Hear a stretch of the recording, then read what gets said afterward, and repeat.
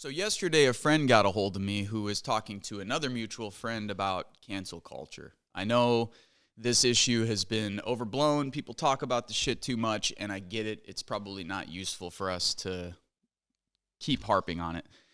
But the point is, from an organizer's perspective, cancel culture is not conducive to organizing. You are going to have to organize people who disagree with you, number one, and you're also going to have to organize people who will say and do things that people on the left or others might find offensive. That doesn't mean that you excuse it. It doesn't mean that you allow it to persist or to become a real big problem.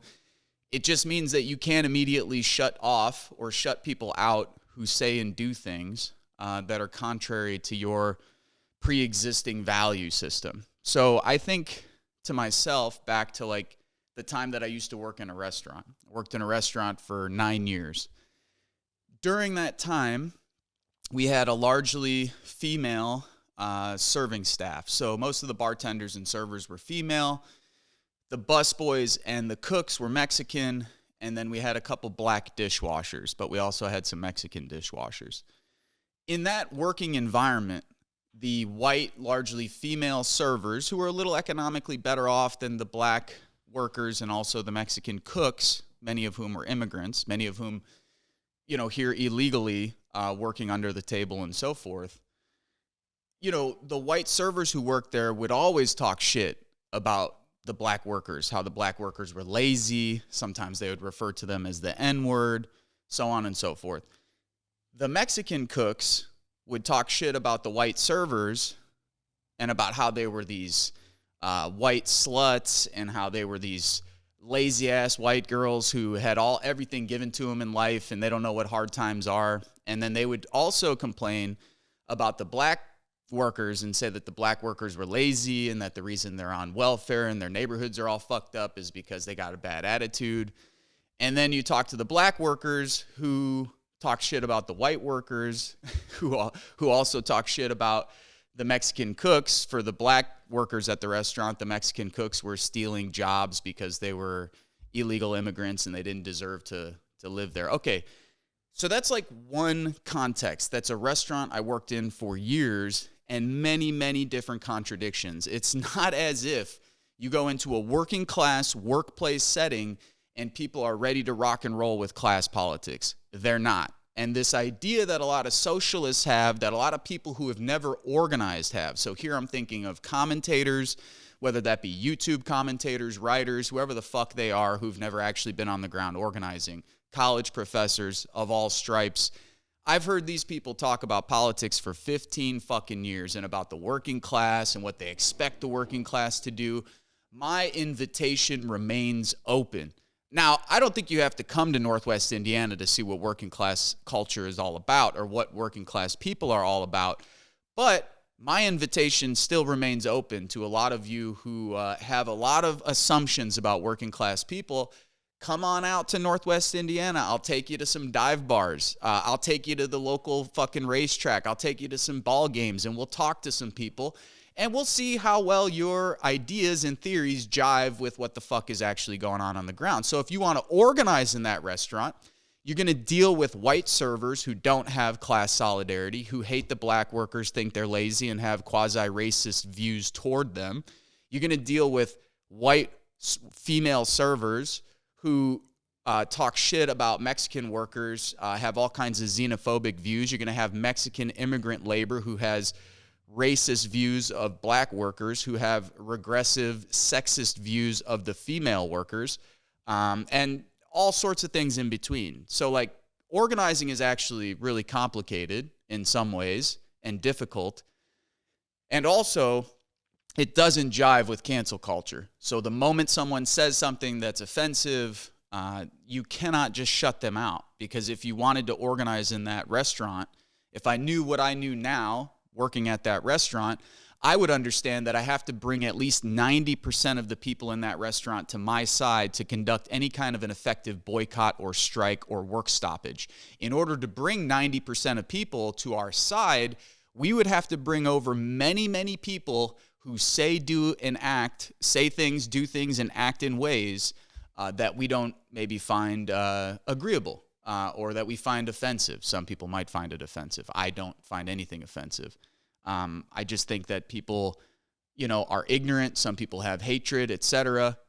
Some of them you can't reach out to, but a lot of them you will have to if you're going to organize.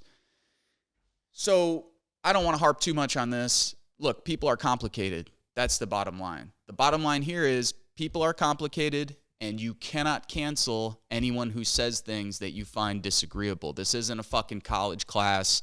This isn't a political seminar somewhere at some left-wing political conference. Like, in the real world, people, if you're dealing with ordinary people, they will say and do things that a lot of people on the left would find offensive. And if people on the left run away from that or try and push those people to the margins who they don't agree with, good fucking luck organizing them. You're not going to have much of an opportunity to organize them if you've already told them that they're racist, sexist, xenophobic, homophobic, transphobic pieces of shit. Okay, that's not how you talk to people. And the last thing I'll mention is, look, the identity politics shit I think comes from two places. Number one, it comes from a place of powerlessness.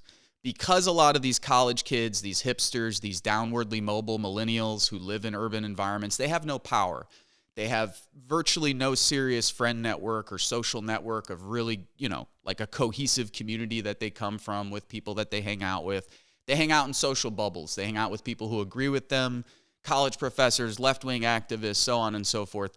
They're not dealing in the real world. And so the only power they have is to use this kind of identity politics as a weapon to go after people who don't have real power. So it's can we get a college professor fired? Can we get this foundation to take away its money from this organization? And 99.9% of the time, the targets are bullshit targets. That's because nobody can do anything around issues that matter, like class, war, or the environment. The reason you see so many people focusing on issues like identity this or identity that, it's easy, low-hanging fruit. You don't have to organize around these issues. These issues are already mainstream. People talk about them. They're on the fucking news. People like Joy Reid have their own television program. That's what the fuck she's all about, is this kind of shit. Rachel Maddow has a fucking television program on MSNBC. That's what she's all about.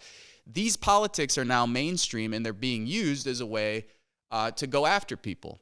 So the deal is, class remains the issue that allows us to bring those different groups together.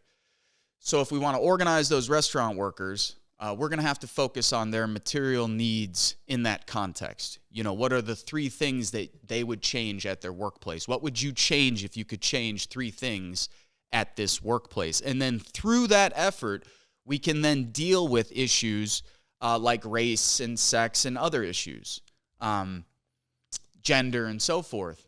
We're not going to jump straight to those issues. And that's what the left does right now. The left jumps straight to the issues that get people immediately fired up, that people plant their flags and they're like, here's where I'm at, and I'm not going to move an inch from here. That's not helpful. I would argue that one of the reasons why the left doesn't focus more on class politics, and here I'm using a broad left, so liberals, progressives, leftists. The reason a lot of these groups don't focus on class politics, war, or climate change is because those issues are actually very difficult, and it's very difficult to gain power in those arenas of political struggle. So yeah, good luck trying to organize around class issues. It's really difficult to organize in the workplace, especially with a non-unionized workforce. Good luck taking on the military-industrial complex. Very difficult work with one of the most powerful institutions and networks in the world. Good luck taking on climate change if you don't have a coherent view vis-a-vis the state apparatus, like a lot of fucking anarchists who think that we're just going to get rid of the government, or all these people who think that we're not going to use the state to actually usher in the kind of changes that we want. Good luck. And in the meantime, again, the reason why people focus on the other issues is because they have a little bit of power in those arenas. So, you can push people around and try and bully them with this woke culture bullshit. Do you use the right lingo all the time? One of the people that I was referencing at the beginning of this video is a college professor who works at San Francisco State University. Now, I can't imagine working there or living there because I'd rather fucking kill myself than live in an area with a bunch of hopped up identitarians and woke motherfuckers in a place that you can't even rent get a fucking apartment to rent for less than like $2 or $3 grand a month. That to me sounds like hell.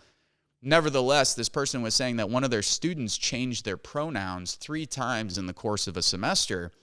And that one time during the course of this semester, this person forgot, which pronoun this person shifted to. And so this person went to the administration, filed an official complaint. Now this professor is, being watched by the administration to make sure they're not making any more transgressions. This is some like McCarthyite weird fucking shit from some fucking weirdo kid who has no power in any other realm of his or her life. I'm sure of that. And so they want to express it in this political way. Like, can I go after this professor? I'm so angry about everything in my life. I don't like my parents. I don't like my girlfriend. I don't like my boyfriend. My job sucks. But the one piece of power I have is to go after this college professor who said this thing, or I can use his language as a way to attack him. Anybody going down that route, or anybody who thinks that's a reasonable way to deal with politics, is fucked. And we should reject them. Every working class person in this country who's interested in actually building political movements that have a chance at getting us healthcare, a safer environment, better education, housing, and so forth, we better reject these fucking people and send them to the margins of society. So every single one of you out there who are these identitarian motherfuckers who have given the left a bad name, so now when I talk to my friends at the tattoo shop, or when I talk to my friends at the fucking barber shop, what they think of when they think of left politics is some purple-haired motherfucker changing his fucking pronouns every fucking 2 months, and who gets upset and frazzled at the first sight of something that doesn't totally agree with their worldview.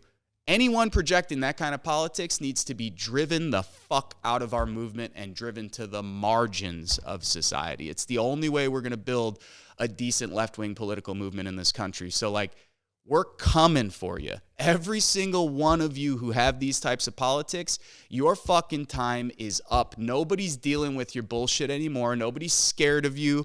First of all, for us, for Sergio and I, you can't fucking cancel us. There's no fucking way to cancel us. We don't rely on foundation money. We're not employed at some university. So good fucking luck trying to cancel us. We'll give you every opportunity to try, and we'll even give you some bait to try and cancel us, but it's never going to happen. We're going to be here. We're going to keep speaking the truth as we see it from our perspective as working class people living in Northwest Indiana. And those of you who dig it, those of you who can jive with it, cool. Those of you who don't, press dislike and then leave some shitty comments, and we'll maybe read them and laugh at them. We don't give a fuck. Unsubscribe, subscribe. We don't give a fuck. All right, y'all. Keep that shit in mind when you're thinking about politics. Cancel culture's bullshit. If you're serious about organizing, you're going to run into people who say and do things and act in ways that you might find offensive.